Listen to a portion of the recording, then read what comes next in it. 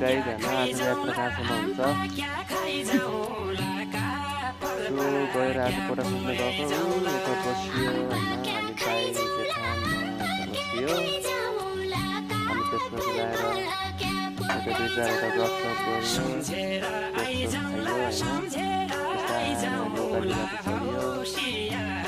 जाँदा जाँदै ठ्याक्कै उता जाँदा जाँदै उता चाहिँ ढुङ्गा भेटियो अनि त्यो ढुङ्गा किन उठाउनु लाग्यो